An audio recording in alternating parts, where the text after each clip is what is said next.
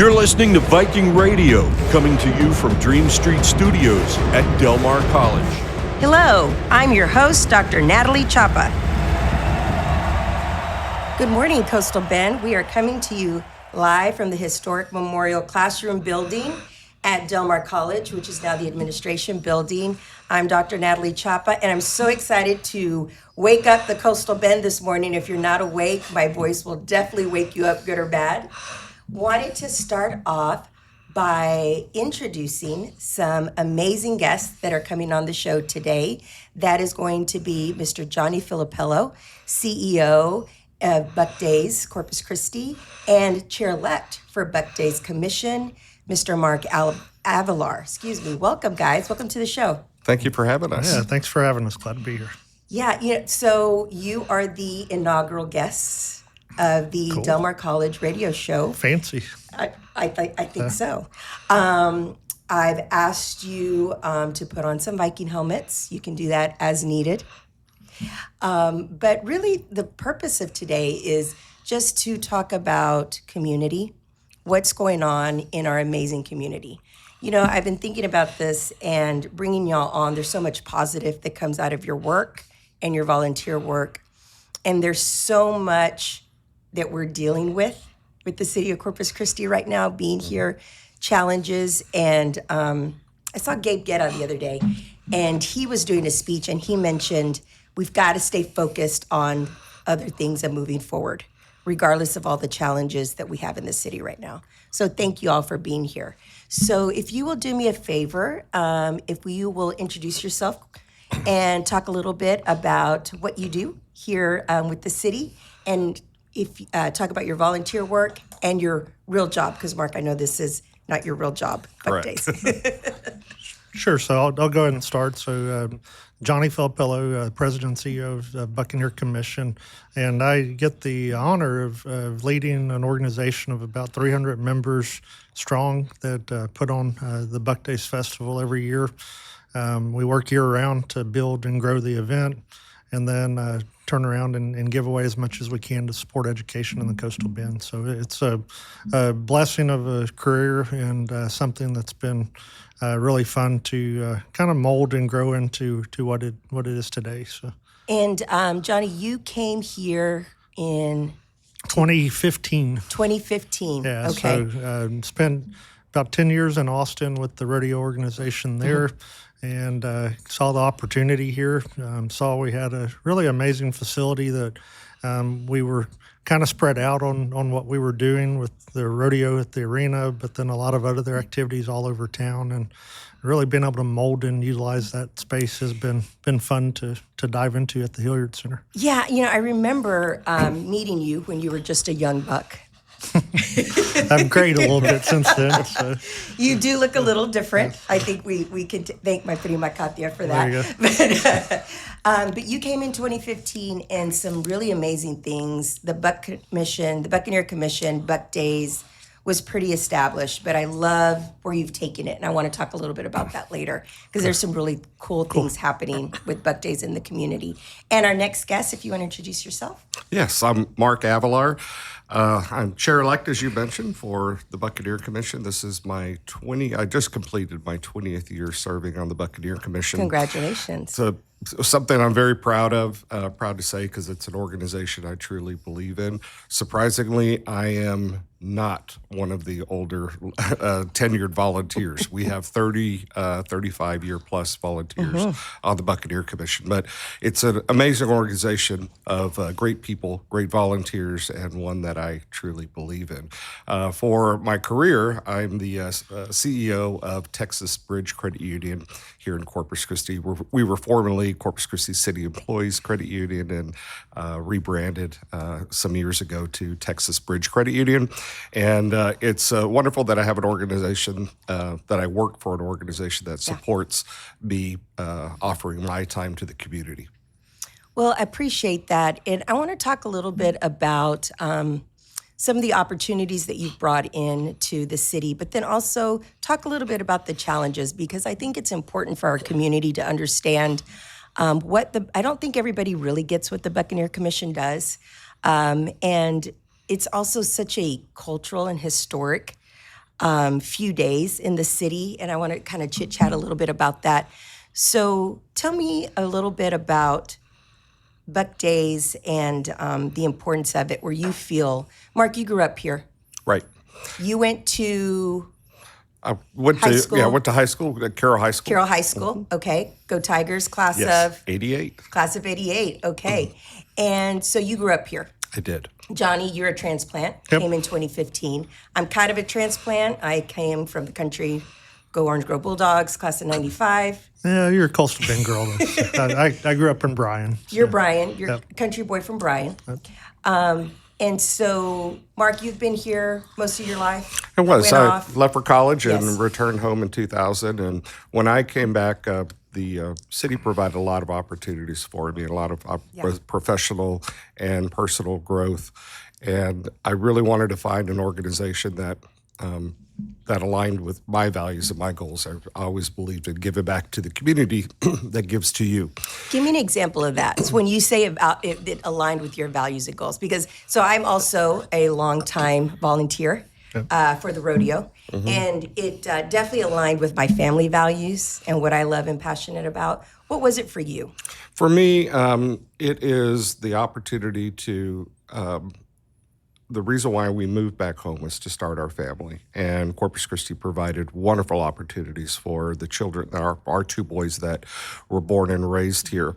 And in order to have the success they had, you have to have organizations and you have to have activities and quality of life events that support that. Yeah. And I always wanted to be a part of an organization that did that. And I began over the years serving in numerous capacities. I've served on the board of the United Way of the Coastal Bend to the USS Lexington, et cetera, over the years, Corpus Christi Education Foundation. But education has always been one that is near and dear to my heart. My mother is a retired educator. My brother is retiring from CCISD this year. So it's one that's been ingrained in my family. I think I was the only kid that did not pursue the education path. So I'm glad you brought that up, because that education piece was really important for you in terms of values and bringing that to the community. So can we talk a little bit about that and what the Buccaneer Commission and Buck Days does for the community and how it went this year? Because y'all are just wrapping up. This is the what year? What was this year for Buck Days? Oh, well. 88. 88, yeah. I'm 88th year. My Awesome. fog's still in my brain from this one. I still have my Little bit more media. coffee. I That's still right, have my that's media right. checklist with me. So this was the 88th year, That's which right. is truly amazing. I love that about Buck Days. Tell me how did it go for y'all? Really good. We're still finalizing the numbers. My instinct tells me we're really close to last year, if not a little Okay. better, which was a great record year for us. So What was last year? What can you kind of give us an idea? Yeah, so we had just finished the economic impact study on last year before this year's event, and we Okay. had 121,000 unique visitors Okay. from all over. We had So people who don't live in Corpus Christi, people who come in to visit from out of town. both. So total 121,000 Gotcha. unique visitors. Okay. Of those, about 20,000 are from out of the area altogether. So, Nice. Okay. pretty significant. And then almost $11 million economic impact on those 20,000 visitors that came into the region. And I want to remind people, when you say $11 million impact, that is money that goes directly back to us. Yeah, it's restaurants, the it's people here. hotels, it's Right. it's buying goods, it's gasoline, whatever, and the taxes from that obviously are generating Right. Our local spend for our government as well. So. Which I think is important for people to understand. This isn't just, yes, this is great for our community in that it gives us things to do, it helps us aspire, it gives us, certain scholarships for our students, but yet then it also brings in visitors Absolutely. that get to come in. And I do know from being a volunteer all these years, the cowgirls and the cowboys will say that the Buck Days Rodeo, Corpus Christi Rodeo, is the best. It is the nicest. They are treated the best here in Corpus Christi, that the hospitality here is amazing. They have a good time, I'll tell you. And what we've, one of the unique things I think that we give, just had one of the the steer wrestlers that tied for champion call me yesterday and say, "Hey, I want to make sure y'all are ordering a second surfboard because the other guy ran off with the surfboard and there were two of us that tied." And so he said, if it were a buckle, I wouldn't even care, but surfboard's pretty cool. We don't get that every day. So The it's surfboard pretty is cool. awesome. I think that is one of the coolest gifts I've ever seen. And I can imagine, a cowgirl, cowboy getting back home. Yeah. And you've got your buckles, but then you've got that awesome surfboard from Rodeo Corpus Christi. I don't know. It's just very, very cool. And Mark, I love that you're being all serious. I've done all this wonderful volunteer work, but has any other volunteer organization asked you to stay in an RV for days and days on end as a volunteer? Not even close. So when I met you, you were like, man, I'm on day 5 Yep. of living out of the RV. But I think that's just a testament, first of all, volunteering is so much fun. Yes, it's a lot of work, but it's so much fun, which is why we do it. It's exactly right. It is an 11-day festival, and for 12 years I was chairman of the carnival. So you got to start early by helping with the setup and then the breakdown. So it's all in all about 2 weeks of time, and they provided RVs for us to kind of rest and catch our breath from the hot, humid weather. And over the years, my wife started calling herself a Buck Days widow, and I thought that was really something. But it was really neat. We that thank her for that. she fully supported the why, and the why was she knew why I was doing this, and it really. The education scholarships that we provide is the why, and that's the why for me. To be able to put on a wonderful event and then work in a committee that puts together a first class event is one thing, but the real reason is the education scholarships and those experiences and those one-offs that you get with either the parent or the student themselves that are saying, you provided me an opportunity that otherwise I would not have been able to go to college. Those are the moments that make it easy for me to say, sign me up again for next year. So, yeah, living in an RV for 2 weeks, and I was joking with some guests that we had this year that we were touring, and the scars that I have on my body from all the efforts we were doing over those years, worth every one of them, and they each have a unique story, which is one that I love to share. Well, and Carmen works here at Del Mar College. She does. And I've gotten to meet Carmen a few times, and something tells me that she really enjoys those 11 or 12 days. Yeah, I think she's just fine. Yeah, she gets to catch up on all the shows that she doesn't get to watch when I'm at home. So, Johnny, we had Mr. Josiah Ponce was actually our commencement speaker on Friday for Del Mar College, and so he went through the program that y'all provide, the leadership program. Talk a little bit about that, because that probably is one of the most, I feel like, important things that comes out of this. Yeah, it's evolved. So if you look at the early days of Buck Days and the tradition, it was on North Beach. It was a bathing beauty contest, as the tradition. Rob's told. shaking his head. He's a big That's right. historian. So If you and so over the years it's evolved. The winners, it was all girls program. The winner would go to Disney World. Wow. In the 90s, when the rodeo started, we were very successful with those early days. So we had scholarship funds to start allocating. So it became a scholarship program. It slowly evolved. We started including young men in the program. And it was always a pirate themed thing, right. But we totally shifted the focus to say, this isn't a pageant, this is a leadership program, and really, start off the kids just talking in now terms. We had over about 200 students apply from all over the coastal bend. 40 of those got accepted into the first phase of the program after an essay competition and application process, a blind process. Those 40 all were trained in Dale Carnegie training. If they would have paid for that program themselves, it would have been $2,000 or $3,000 cost to their families to send them through the Dale Carnegie training. Which is, if you've never done it, I didn't know much about it till I did it the first year, and it truly builds the strength and character that kids need to interact and communicate and have it's confidence in amazing. what they're doing.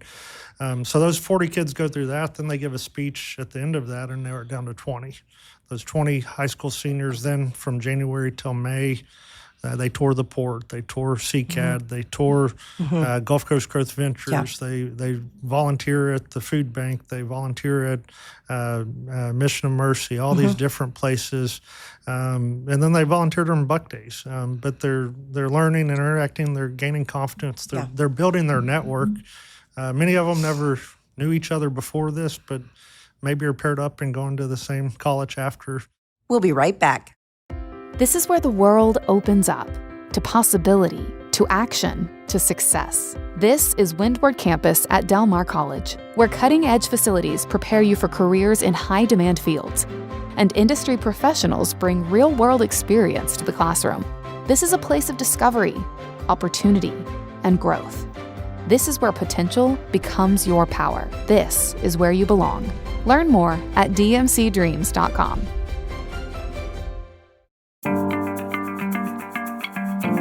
This show is a production of Del Mar College, where you can register for fall 2026 credit courses and apply for financial aid during One Stop Saturday on August 1st from 10 a.m. to 2 p.m. at the Harvin Student Center on the Heritage Campus. Get details at delmar.edu.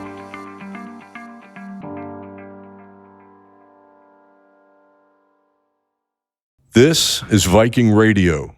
Hello, folks. We're here with Mr. Johnny Philipello, President and CEO of the Buccaneer Commission, and Mr. Mark Avelar, President-elect of the Buck Commission.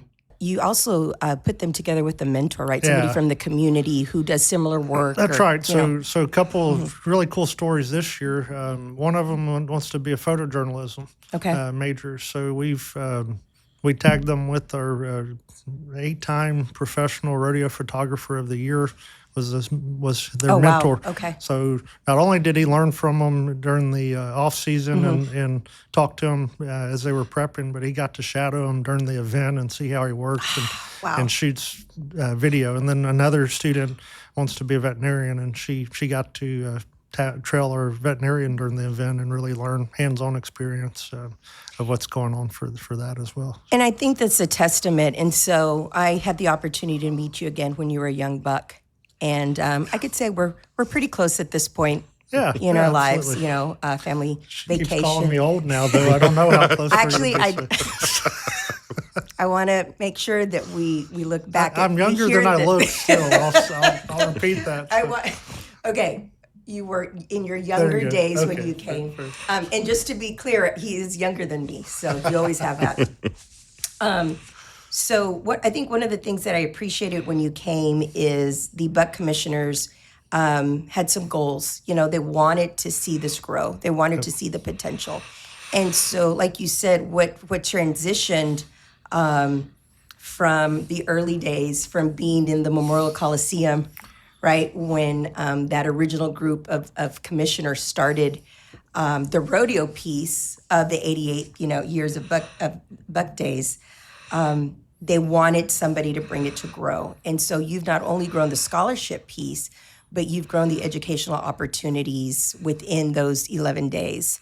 So talk a little bit about that. And then I want to talk about the culture that Buck Days brings to the city. Yeah, so one of the big focuses for me was bringing the event together at the Hilliard Center. And in doing that, we have a huge convention center that was not being used. And if it was, it was counterproductive to what we were trying to do during the rodeo. And nothing against, dinners and weddings and those things, but trying to put a wedding on with the rodeo going on next door isn't always I do remember those days. Yeah. I do remember the bride getting to at the time the American Bank Center during the rodeo. And so for me, it was truly twofold. It was how do we grow the event in that footprint, but we're unique in Texas as a rodeo that we were Pirate Festival first. Many of those events were stock shows and then added a rodeo. Okay. The bigger rodeos in the state. So they always had that youth component to it. For us, it was, okay, how can we bring youth to the table and the programming? And honestly, the light bulb moment happened when we were meeting with Citgo. One day we were moving everything to the Hilliard American Bank Center at the time, Hilliard Center now, and they were like, "You got to get in the STEM stuff. You really got to focus on STEM, and we've got dollars to help you with that." That was actually when Larry was still with Citgo. Yes, and so in my days in Austin, loved it there. Obviously, we're in tech world galore. We wanted to do robotics. Right. We didn't have the facility for it. So it was like, well, wait a minute, let's pull out the robotics card. And so we learned robotics. We started that programming, and it's taken off like wildfire. We have robotics, we have drones, we have collegiate robotics, we have little kid robotics. I mean, it's the plethora of competitions for young people. And honestly, that opened the door to so much of our industry wanting to get behind it. And for us, it's just like with those stock shows and other rodeos, they're truly aligning with their agricultural roots and career paths for different folks. But for us, it's how can we align with our industry here to develop and engage and ultimately bring the next generation along to see the opportunities that exist in this industry. So. Natalie, I will say, Johnny's been a little humble on that. I had the privilege of being on the selection committee when we brought in Johnny in 2015. And Johnny, you were at Austin Rodeo at the time. Correct. Yes. Yeah. Okay. First of all, I cannot imagine Johnny Rodeo in Austin, but that's a whole other story. Okay. Actually, I had the opportunity to meet Johnny in 2011 when he was COO of the Rodeo Austin. Man, that was a long time ago. It was a long time ago. I happened to be there researching carnivals, and we were trying to get an idea of how we could make our carnival better, and was told, well, you got to go see what Rodeo Austin's doing. I had the brief opportunity to meet Johnny there. When he interviewed with us in 2015 upon the retirement of our CEO at the time, he stood out quickly, and really it was the vision. And the vision is what we had lacked for a number of years. And us as a governing board on the Buccaneer Commission had big goals, goals that we'd never established before. Right. And we said, we need someone to get us there. And we knew Johnny would be the one. And boy, we were very fortunate that we got it right. As it developed, the partnership with Citgo was amazing, but Johnny came up with the idea and said, let's try this out. After my 12th year in the carnival, and I got a little tired of being in the RV all the time, Johnny asked, he said, let's try out this STEM programming, the robotics competition. I had no idea what that was. So I knew a little bit being exposed to the robotics program at Moody, but not the competition side. So myself and a few of our committees started attending some of the competitions, like at the FEMA Dome, at the Windward campus, and we said, okay, we'll try this out. And it was, let's give it 1 year. If it works, great. If not, we could, no harm, no foul. So we had a limited amount of dollars to give out. That first year was 2021. And it was a single day event and started the morning, ended the afternoon. And we had a charter school out of Austin, Texas, be one of the winners. They won $2,500. So I went up to the teacher sponsor, congratulated him. And he said, look, Mr. Avelar, he said, I want to let you know, we're a charter school, but we're not the charter school you think of. We're a poor charter school out of East Austin. He said, we didn't have enough money to stay in a hotel. We left at 4 a.m. We bought just enough gas to get down here and get us home. And we were hoping that we could win some of these cash prizes that you're offering. Wow. They won $2,500, and he said, you just paid for my program next year. And I might be able to add a second team. Those are the moments where I said, Johnny, we're on to something here. Yeah. Let's see what we could do. And it was really neat to see how it's developed, and then industry following behind. Citgo was the catalyst, but we had so much support from industry. And obviously, it's a natural fit for them in developing their next generation of employees. It really is, and we are blessed in this community to have industry partners who are always working, to see where the next opportunity is to help our future workforce here, our community, our students. We've got a few minutes left. I want to transition to the culture part of this. So I remember being a kid, and my first time ever seeing Buck Days, the parade, was kid from Orange Grove, and one of the Canali sisters was a doña, which is, such a beautiful part of the culture of the city, Las Doñas de la Corte. And I remember being, on Ocean Drive, watching the big floats go by and the beautiful gowns and the show me your shoes, and then fast forward, I'm dating somebody from Corpus, and like, hey, yeah, my family's got my Aunt Diana and my Uncle Bob, have their spot on Leopard Street chalked up. I'm like, what? And so that to me is my favorite part, is to see the city come together. Yep. And I really just love how you continue to incorporate things for all the people of the city. And most importantly, how you've brought in that middle group that usually stays maybe on the other side of town and maybe isn't that family, watching from the sidewalk, or maybe isn't part of Los Doñas. You're bringing in so many other people. And I love that about kind of this new vision. Well, and for us, it's simple. How do we maintain the traditions?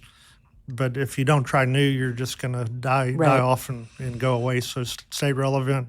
But how do we grow that piece of the pie too? And we're 120 or so thousand attendees. Coastal Bend's 500,000. So how do we get everybody to come be a part Agreed. of it? And that's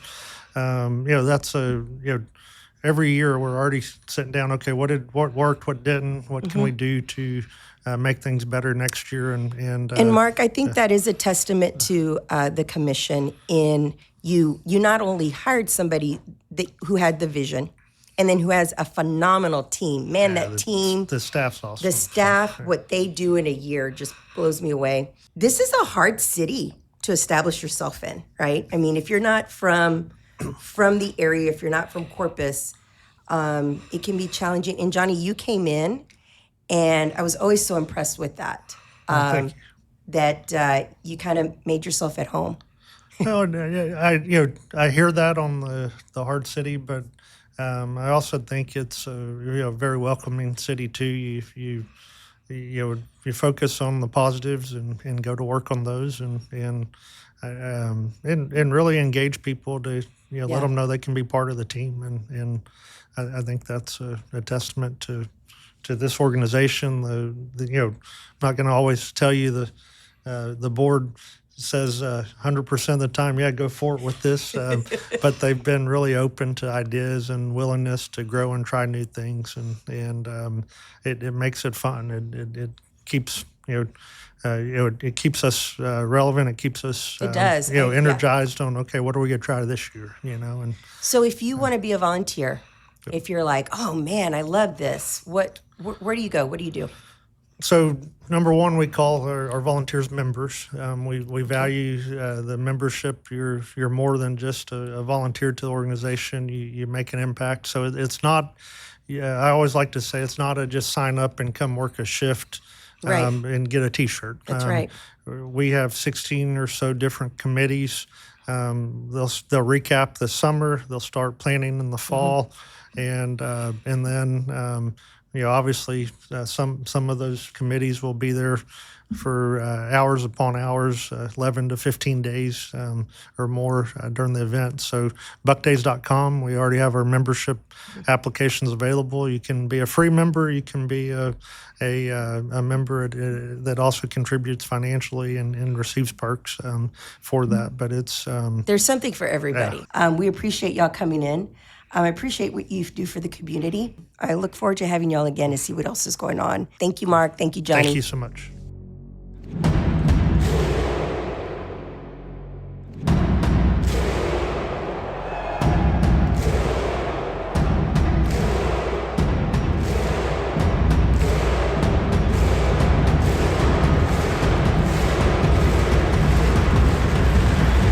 This is Viking Radio. This show is a production of Del Mar College.